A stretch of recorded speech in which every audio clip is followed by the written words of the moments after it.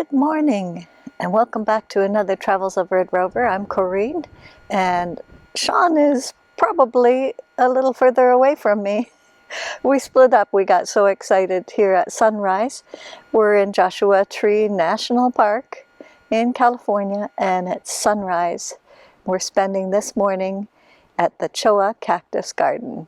So we'll give you a look around and share with you a little bit about this location. But before we get to the beautiful Cholla, we're going to take a little side trip down and take some nice sunbursts at Arch Rock. So it's easy to get to the Arch Rock. You can park up at the Arch Rock Nature Trail, walk a short distance along the trail to a crosswalk, and then come down the trail. It would take about 20 minutes at a fairly slow pace. If you're a quick walker, it'll probably be about a 15-minute walk. Also, if you happen to be camping and you can get a campsite at the White Tank Campground, that puts you right at the edge of the trail. The Arch Rock is at the far end of the loop of the trail, and it's marked by a sign out on the trail corner. It's a bit of a trick to climb up. I'll show you that in a minute, and it's a fun location to check out. That's the best spot to perch, up there where Shawn and our friend Mary are located, to get the sunburst coming from the bottom of the arch up through the top of the arch. And it does take a little bit of climbing because there's a fairly large step at the first location here. Then once you're up there, the rock is very good for grip. Easy to keep your step on the friction. Hi folks! So Corinne and I have been out shooting the sunburst through the arch out here in Joshua Tree National Park. And we've been out here since early this morning, and we're just trying to catch the sun flare as it comes through the arch. And right now I'm just outside of where the sun flare is happening, and in a minute or two it should just pop up around and over the rock.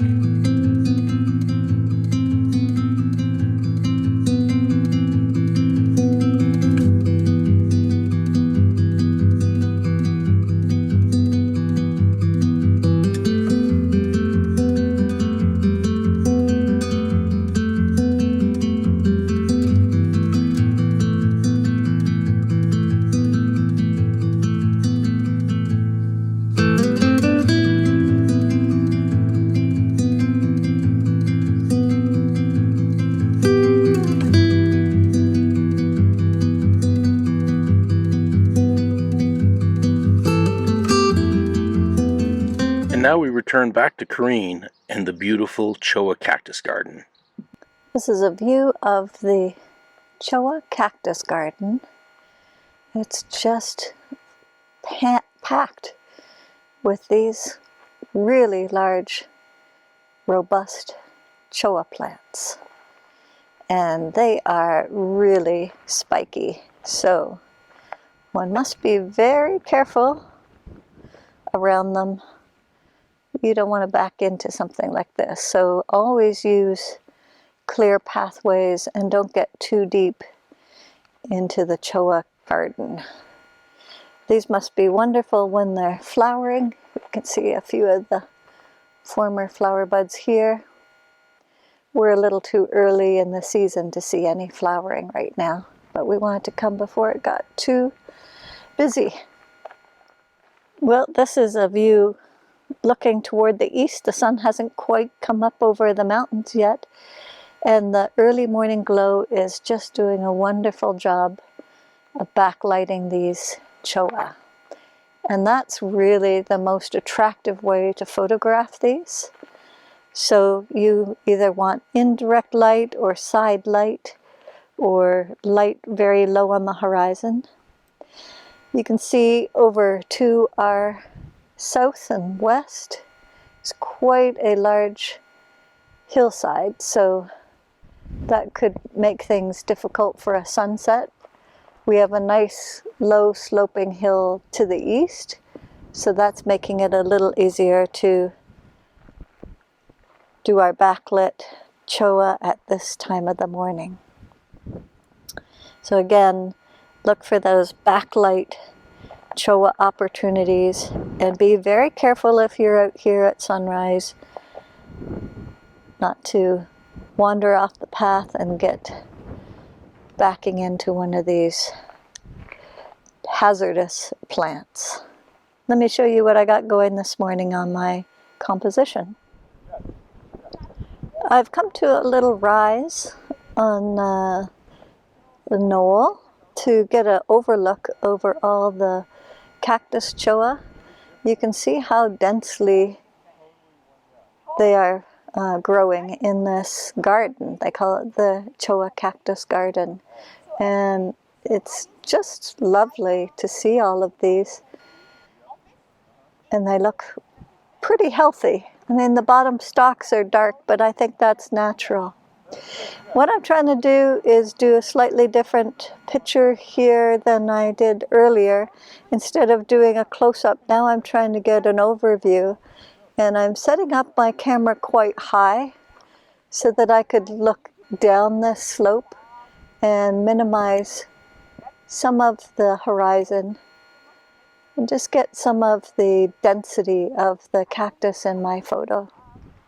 The sun's just come up.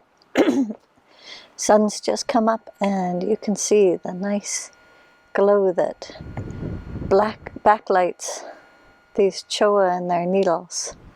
It's just gorgeous. The sun's just to our southeast.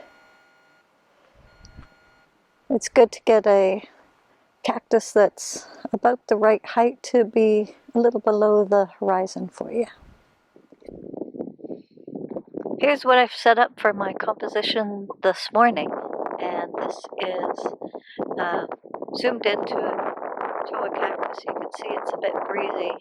I've turned up my ISO to 400 so that I can get a faster shutter speed while I'm on aperture priority. And this is lighting up a little bit brighter than my actual images. What I've done is used a very small value f-stop, so I'm at 5.6, which makes a very wide aperture. And this way I'm working to try and blur out the background a little bit so that I don't have a lot of competition with the other cactus in the area. What you may notice is that I haven't tried to capture the entire cactus because the lower part is dark and not very attractive. So I'm just shooting across the top of it. And also I have really focused in to capture all those beautiful spines and the branching of the cactus. And I have eliminated most of the horizon. This is showing a little less than what I set up for. Let's just zoom out just a little bit. You can see the horizon back there. And I've eliminated most of that. The color's gone from the sunrise. And if I eliminate that, I don't get quite so much bright highlights across the top. So just zoomed right in there and let the light backlight these Cholla cactus.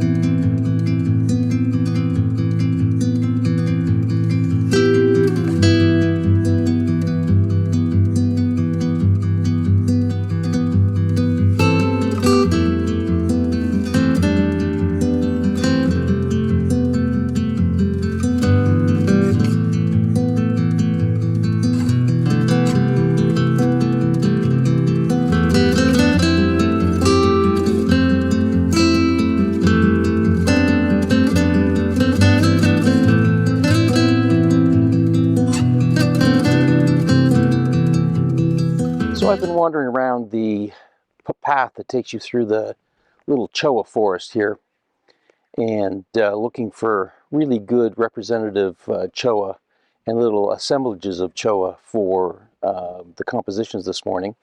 I was actually out here quite early and got some shots with the orange glow coming up in the background, but I didn't videotape any of that, partly because I was having to work too fast, and partly because it was still way too dark.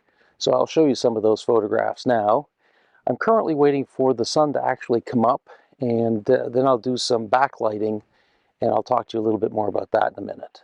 One of the things I like about really early morning sun, or really late afternoon sun, is that you can often use it like a spotlight and just really get a spot on the Cholla, so make everything else around it quite dark and just have the center of your photograph show up. It's one of the sort of effects that I really like in the early morning. So the sun's just come over the hill, and I have this fellow here framed up, these folks. As you can see, again, I'm going with the assemblage, some in the background that's a little shaded, and then the one in the front that's got that beautiful orangey light on it this morning. And it is really looking absolutely beautiful. And just taking a couple shots of those while the light is good. The light will be gone here in about 5 minutes. Here's a good demonstration of what I was just talking about, where all the area around the Cholla are pretty dark, of course, except for the sky. And the Cholla in the center are just really, really bright. And they're kind of a beautiful color right at the moment. Almost got like a pinky red sort of look to them.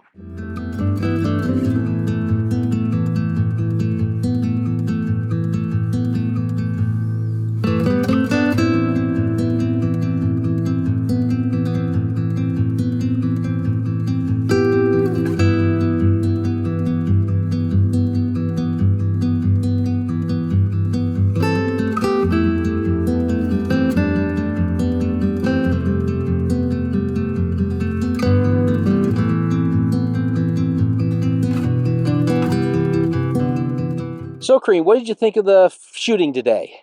Oh, it was a lot of fun. I did a lot of variations, and I think it was interesting catching the glow as the sun came up.